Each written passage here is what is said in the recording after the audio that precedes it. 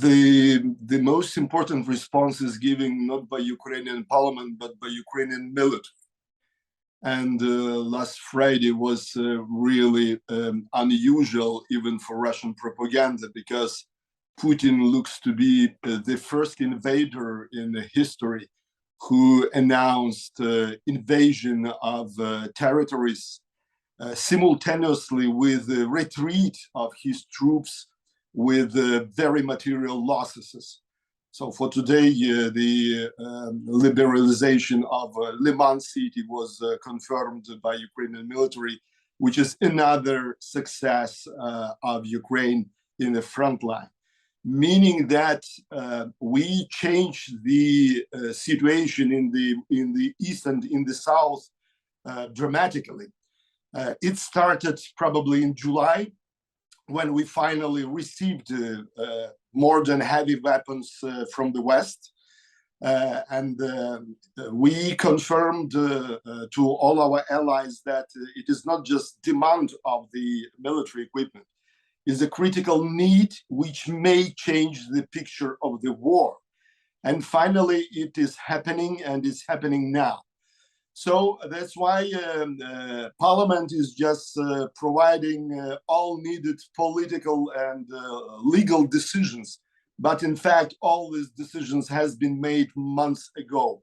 Now everything is in the hands of Ukrainian military, and definitely in the hands of our allies, because it's our joint war, and as stronger we stay together, as faster we will finish this nightmare in the center of Europe in 21st century.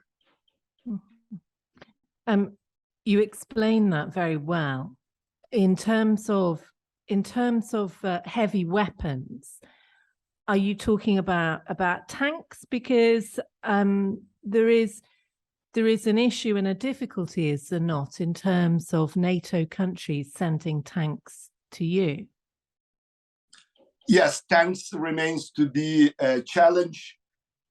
Unfortunately, till today, we don't have tanks, and I think it's understood even not for the experts, that's difficult to attack not having enough tanks. So I may understand a lot of political challenges in the Western countries. I respect the internal political fights, which is in fact the democracy which we now defend.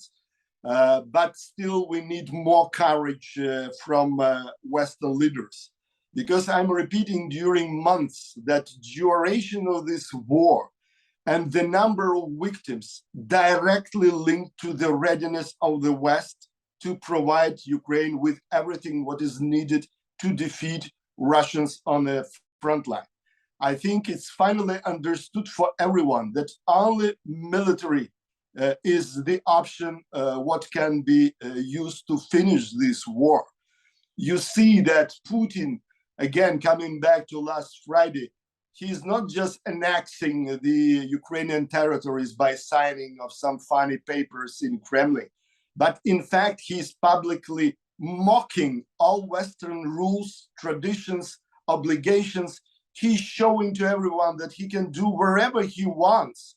He's destroying all the rules of United Nations and so on and so forth. And we know, and I hope that everyone understands, that only brutal force is the argument for fascist regime in Kremlin. So that's why, finishing with what we start, tanks are needed. And it's really sometimes difficult to listen to rhetorics in Germany, especially, that from one side, yes, they provide certain very important equipment to Ukrainian army, but they still debating Leopards supply to Ukraine. And unfortunately, each week, each day of delay, we pay with the life of our people, with the life of Ukrainian soldiers and military. So that's why we need more courage from the West. This war, this widespread invasion by Russia of Ukraine started in February. It's now October. What are your real fears as we head into the winter months, and especially in those areas, those 4 areas that Vladimir Putin has annexed just this last week? What are your worries? So first of all, everyone shall be clear that on paper he annexed 4 Ukrainian regions, but in reality they more or less temporarily control Lugansk, and all other 3 regions. It's not under his full control. That's typical Kremlin strategy to change the meaning of the words, to present absurd as a normal. And now their propaganda is saying that Ukraine is invading Russian territories. And since the beginning, they're saying that they're liberating territories. Again, that's typical FSB tactics, again, to change the meanings of everything. And by the way, this tactics works well because people in the West and even politicians in the West, they don't use to such an approach, because you follow the at least language rules and you understand words like they are in dictionary. But in reality, the Moscow acts absolutely differently and in a very asymmetric way. Coming back to our fears, listen, we don't have any fears. It's too late for us to be afraid of something. We clearly confirmed and we showed to the entire world that decades of the Russian policy in the West was wrong, because all the Western policy was based on fear. And that was the main tactics of Kremlin, to keep everyone afraid of them. So we show that they're not so scary as one may think. Definitely they're big, definitely they have a lot of resources, but all latest events are saying that Putin in panic, trying to save his life and his power. Because all this mobilization story is a suicide for regime. It's absolutely clear, but they don't have any other options how to continue their time in Kremlin. So yes, the winter will be difficult, but first of all, we emotionally very well prepared for that. And we emotionally already won this war, because nothing can surprise us at all. So that's why we insist on continuation of maximum pressure on Kremlin from Western side. We insist on extension of sanction regime, because honestly speaking, we lost sanction war. And you know why? Because we were very liberal.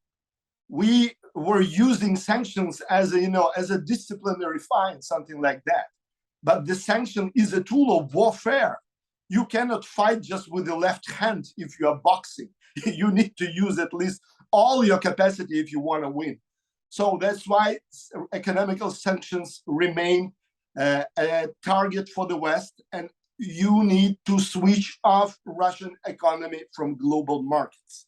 It's possible, yes, it's costly, but we shall stop this absurd that from one side, Russia is attacking West, literally attacking West, and the Western companies are still paying taxes in Russia, still giving money to Russian economy, which looks absolutely, absurd. So that's why we will fight and we will win this war. But again, duration of this war directly linked to the readiness of the West to fight.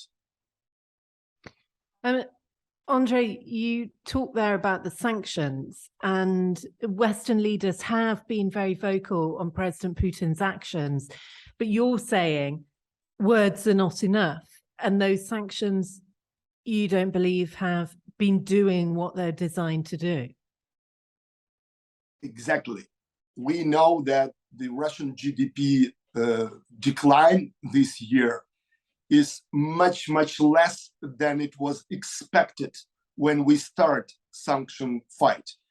And again, the loss of 5-7% GDP, it's nothing. It's absolutely nothing. we shall be targeted minimum to 15-20% GDP decline to leave Russia without resources to conduct the warfare. I understand very well, and we here in Kyiv, we understand very well that oil and gas is a big challenge for the West. Yes, it's very difficult for the European Union to change the logistics of gas and oil supply, but it is an emergency.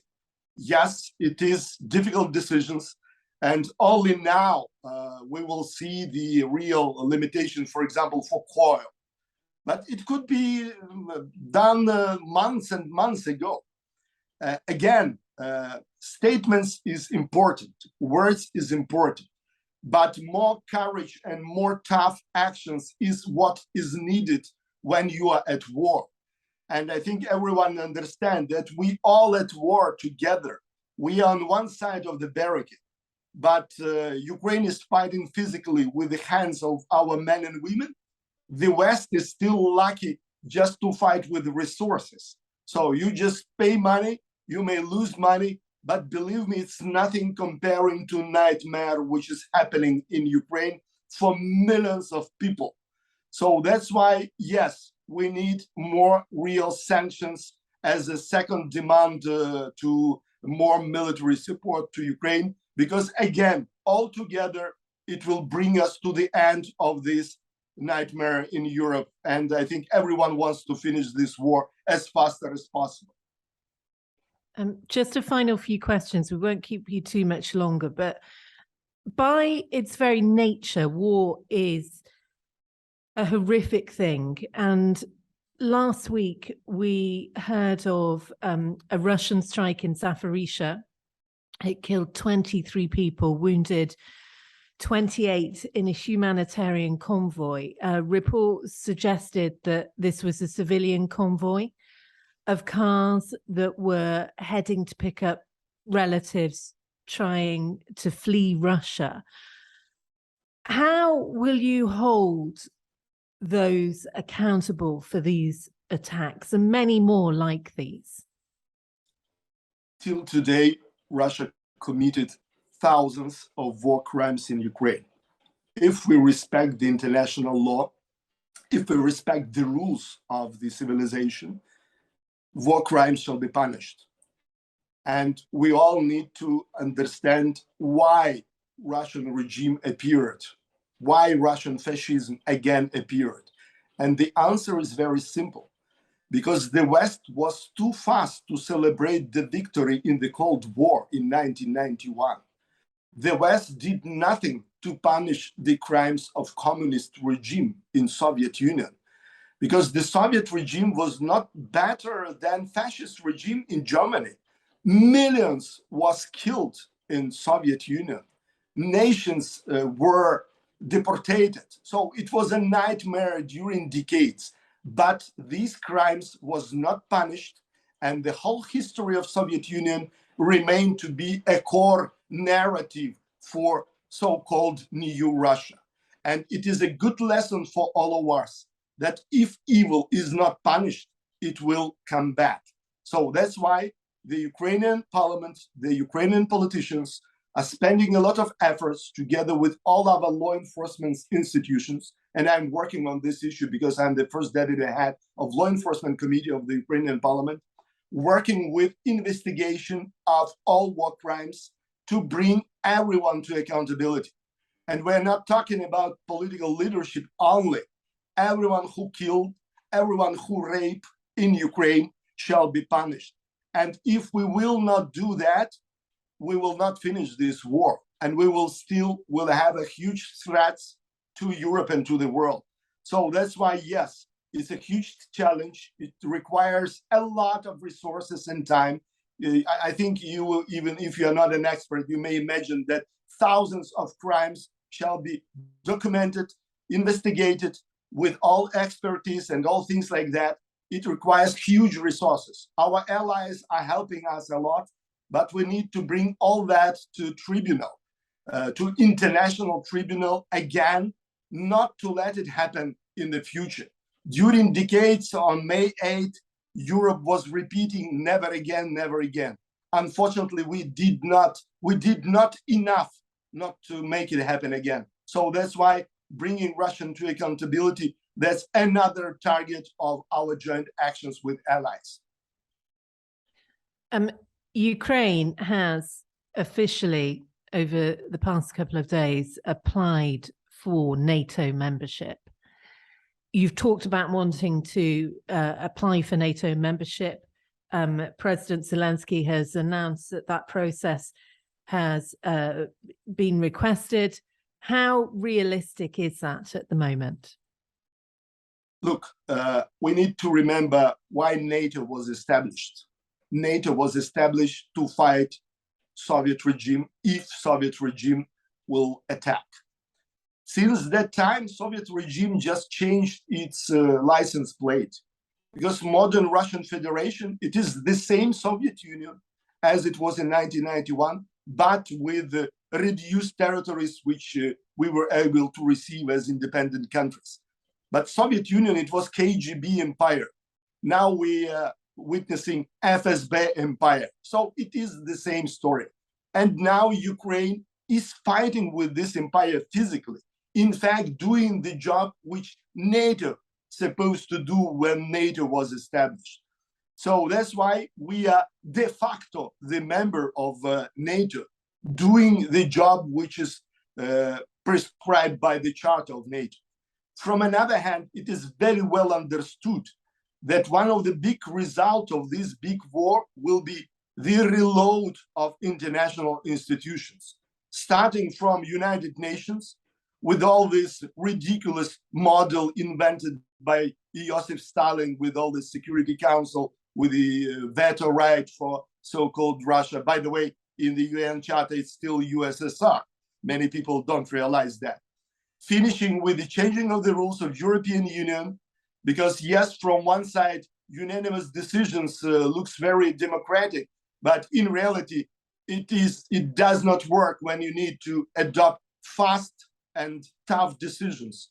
The same for the NATO, because yes, unanimous looks to be very democratic, but it does not work in time of big crises, meaning that the rules of safety, of architecture of safety in Europe and in the world. And yes, Ukraine will play absolutely important and fundamental role in this new order of safety and security. And yes, we will be the member of the NATO, but I am sure that it will be another NATO. It will be another organization from the logic of its charter, from the logic of its decision-making. But for us, it was important last Friday to make this public. I will remind you that it is in Ukrainian constitution say that it is our target to be the member of NATO. So we are moving accordingly to the plan, which was approved by Ukrainian nations years ago. And there is no doubt that we will succeed in this. Andrii, it's been great to speak to you. Your passion and enthusiasm for the cause in Ukraine has no doubt. I wonder how you personally are coping.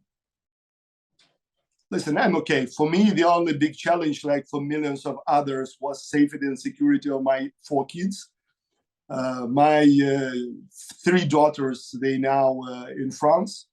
I'm extremely thankful for these amazing French people. I never knew them before, so I found them just by coincidence when I took first kids to Lviv. It's in the Western Ukraine. And then when I was looking for different options, I was thinking to take them to UK or to United States. But at that moment, it was problems with the visas. So in fact, UK was closed for us, for our refugees. But we found this amazing option with France. And that's what makes me being very reluctant and very, very certain in everything what I'm doing, because my kids are in safety. So they have good life there. So they have resources. They're going to school. So that's why I'm doing my job here like thousands and thousands of others with the focus on one thing. We need to finish this war as fast as possible, because there will be another challenge for all of us. It's a rebuild of Ukraine, because thousands of villages and small cities and big cities almost cease to exist. And I don't want to rebuild these cities by the cost of UK taxpayers or American taxpayers or European taxpayers. Another challenge is to force Russian Federation to pay physically for everything what has been destroyed in Ukraine. And I think Russian assets, which currently frozen in the West, in UK in particular, is a very good option how we can rebuild our country, because I want to finish my life with giving Ukraine to my kids as a real European comfortable country, which we deserve, because you see that Ukrainians, they're probably one of the best Europeans at the moment.